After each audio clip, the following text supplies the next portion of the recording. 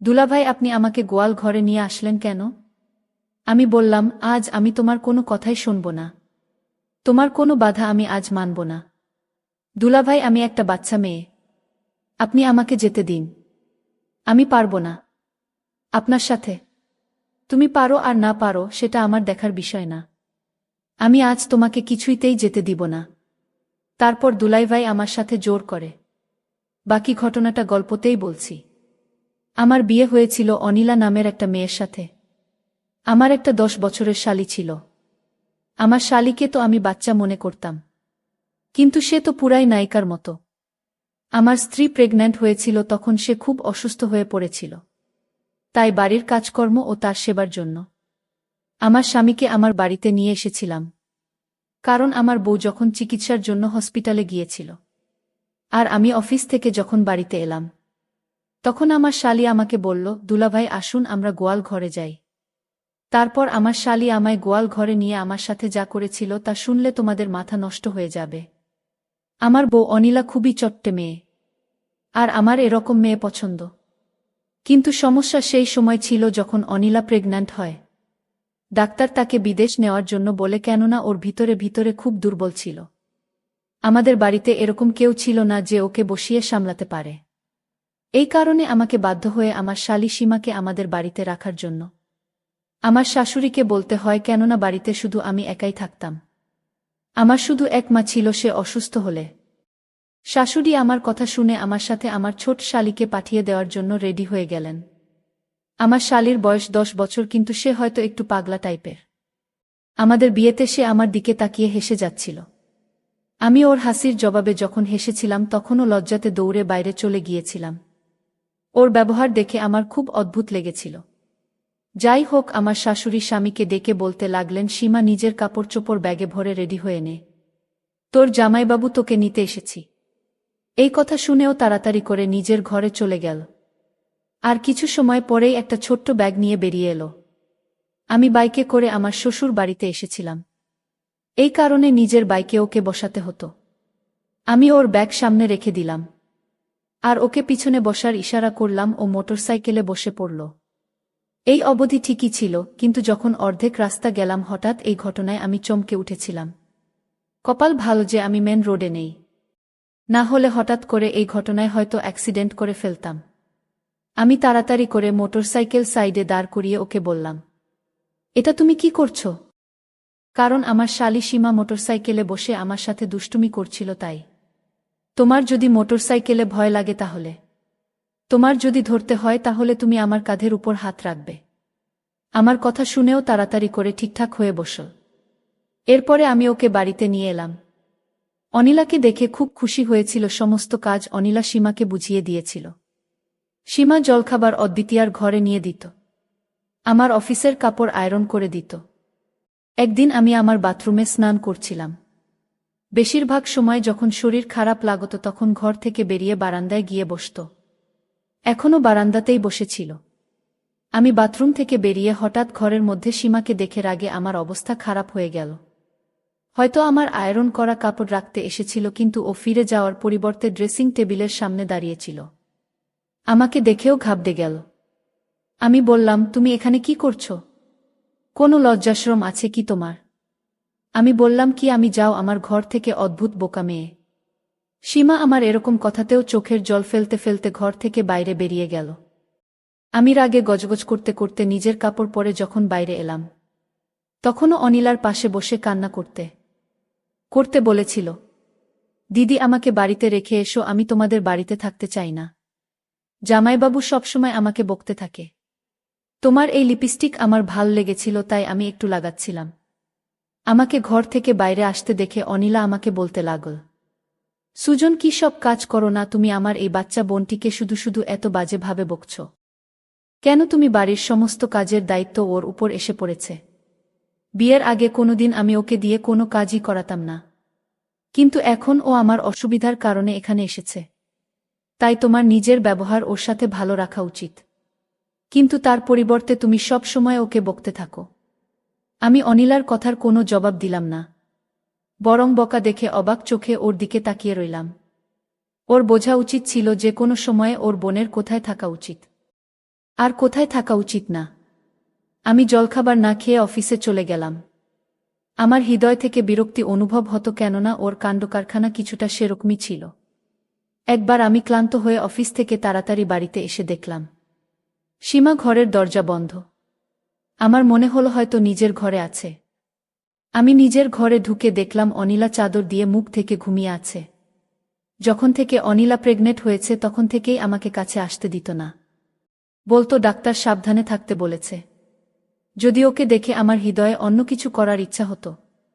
তাই আমি দরজা লক করে অফিসের ব্যাগ এক সাইডে রাখলাম আর বিছানায় উঠে সীমার পাশে গিয়ে শুয়ে পড়লাম। তখন সে বলল, দুলাভাই, আপনি আমার রুমে কেন? আপনি এখানে কেন আসলেন?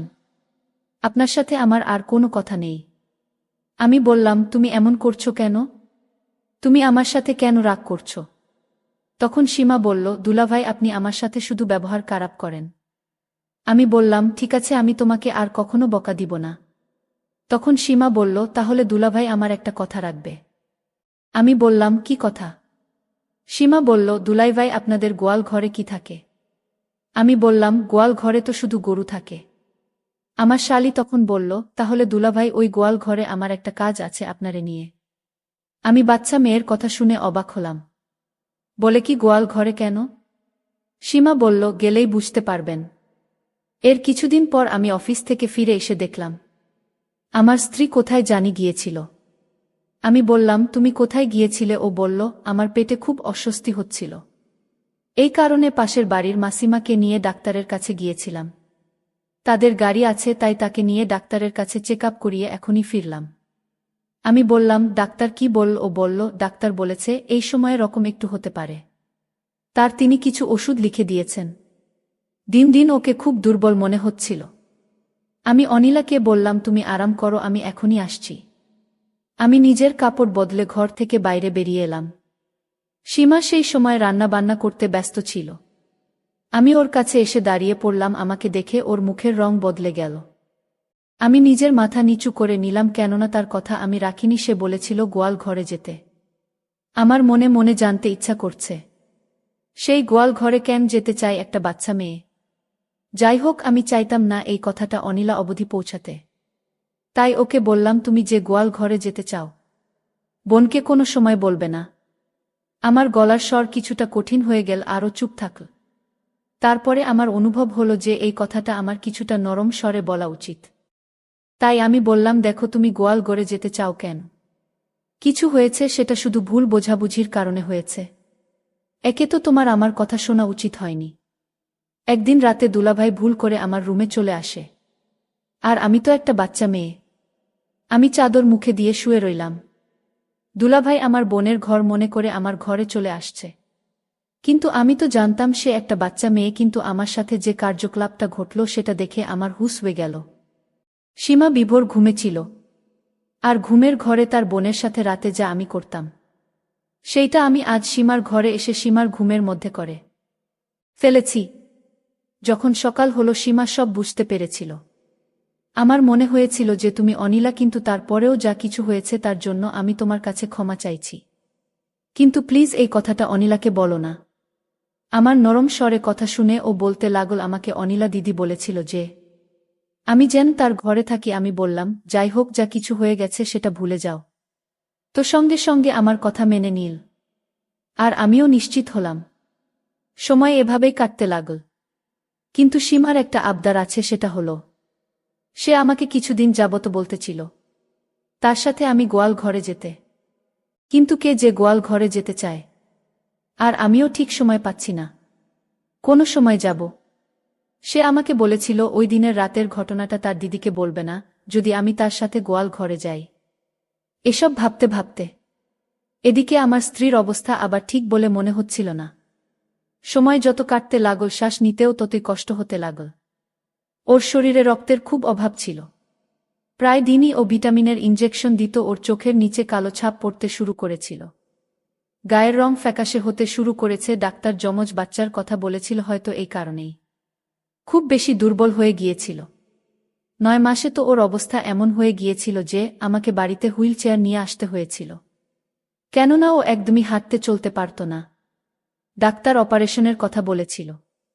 এই কারণে আমি আর সীমা ওকে হাসপাতালে নিয়ে গেলাম। কিন্তু অপারেশনে অনেক সমস্যার সৃষ্টি হয়েছিল।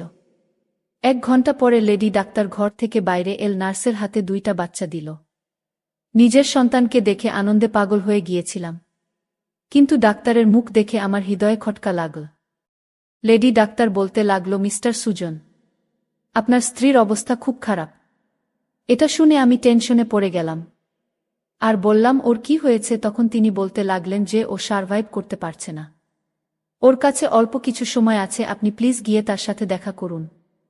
এটা শুনেই আমার যেন মনে হলো আমার পায়ের নিচ থেকে মাটি বেরিয়ে গেছে। আমি বললাম, এসব আপনি কি বলছেন? কিছুই হতে পারে না। আমি দৌড়ে তার কাছে এলাম এবং দেখলাম খুব কষ্টের শ্বাস নিচ্ছিল। আমি ওর কাছে গেলে ওর চোখ থেকে জল গড়িয়ে বালিশে প্রবেশ করেছিল। আমাকে দেখে ও হালকা একটু হাসার চেষ্টা করল। আমি ওর কাছে গিয়ে বসে পড়লাম। ওর চোখের জল ফেলেই চলছিল। আমি ওর হাত ধরে বললাম, কিছুই হবে না, তোমার দরকার হলে আমি জলের মতো পয়সা খরচ করব। তুমি ঠিক হয়ে যাবে। কিন্তু খুব কষ্টে ভাঙাচোরা শব্দ বলতে লাগল, তুমি যা কিছুই করো না কেন আমি বুঝে গেছি যে আমার কাছে সময় খুব কম। আমার স্ত্রী বলতে লাগল, সুজন প্লিজ আমার বাচ্চাদের জন্য সৎমা নিয়ে এসো না। তার থেকে তুমি সীমাকে বিয়ে করে নিও। ওর কথা শুনে হতভম্ব হয়ে ওর দিকে তাকিয়ে রইলাম। হঠাৎ হওয়া এই অবস্থার জন্য আমি একদম রেডি ছিলাম না। আমি বললাম, এরকম কথা কেন বলছো তুমি? তোমার কিছুই হবে না। ভগবানের জন্য এরকম কথা বলো না। অনিলা হঠাৎ করে নিঃশ্বাস নিতে খুব কষ্ট হচ্ছিল। আমি ডাক্তারকে ডাকতে শুরু করে দিলাম। আমি চিৎকার করে করে সমস্ত স্টাফকে এক জায়গায় করে ফেললাম। ডাক্তার তাড়াতাড়ি নার্সকে ইঞ্জেকশন দিতে বললেন। সমস্ত লোক আশেপাশে দাঁড়িয়েছিল। আমার চোখ দিয়ে জল পড়তে লাগল। কিন্তু এত কিছুর পরেও আমাদের ছেড়ে চলে গেল। আমার গুণটি সেই সমস্ত পুরুষদের মধ্যে হয়তো যারা নিজের স্ত্রীর জন্য সমস্ত স্বপ্ন, সমস্ত আবেগ কন্ট্রোল করতে পারে না। এর সাথে আমার এরকমই বন্ধন ছিল ওর শান্ত স্বভাব। আমার হৃদয়ে ওর জন্য আলাদা জায়গা করে নিয়েছিল। ওর প্রতি আমার গভীর ভালোবাসার কারণে আমি কখনো আমার শালীকে নজর উঠিয়ে দেখিনি। আমি কান্না করে বলতে লাগলাম, তুমি আমাকে এভাবে ছেড়ে দিতে পারো না। সবাই তো আমরা জীবন শুরু করেছিলাম। আমরা একসাথে জীবন কাটাতে চাইতাম, কিন্তু আমাকে ছেড়ে চলে গিয়েছিল। ডাক্তার আমাকে বললেন, আপনি একটু শান্ত হন। এখনো অবধি সীমা এই কথা জানত না যে অনিলা আমাদেরকে ছেড়ে চলে গেছে। যখন আমি ঘর থেকে বাইরে এলাম তখনও বলতে লাগল, দিদির শরীর কেমন আছে? জামাইবাবু, আমার চোখ থেকে জল ঝরছিল। আমি নিজের বাচ্চাকে ওর থেকে নিয়ে ওকে বললাম সে আমাদেরকে ছেড়ে চলে গেছে, আর কখনো ফিরে আসবে না। এটা শোনার সাথে সাথেই সীমা কান্না করতে করতে বলল, আপনি মিথ্যা কথা বলছেন।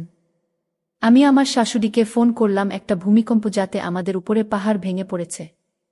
আমার শাশুড়ি কান্না করতে করতে অবস্থা খারাপ করে নিয়েছিল। 3 দিন সীমা আর আমার শাশুড়ি আমার বাড়িতে থাকল। তারপরে আমার শাশুড়ি বলতে লাগলেন, আমি বাচ্চাদেরকে আমাদের বাড়িতে নিয়ে যাই। এখানে ওদের দেখার মতো কেউ নেই। আমি সেই সময় না করলাম না। আমি অনিলার চিন্তায় ছিলাম যে এখনো হাসতে হাসতে বাইরে বের হয়ে বলবে, সুজন তুমি কেন উদাস হয়ে আছো? আমি এখানে তোমার কাছে আছি। 1 মাস পার হয়ে গিয়েছিল, আমি আমার অফিস জয়েন করে নিয়েছি। আমার তখন অনিলার কথা মনে পড়ছিল, কারণ অনিলা বলে গিয়েছিল আমি যেন তার ছোট বোনকে বিয়ে করি। আমি যদি তার কথা না রাখি তাহলে তার আত্মা কষ্ট পাবে। আর তাই আমার শালী সীমাকে বললাম, আমি জানি তুমি কেন গোয়াল ঘরে যেতে চাইতে। তোমার আর গোয়াল ঘরে যেতে হবে না। আজ আমরা এই ঘরেই থাকব, যেভাবে তোমার বোন আমার হয়ে থেকেছিল। সীমাও তার বোনের কথা ভেবে আমার সাথেই রইয়া গেল।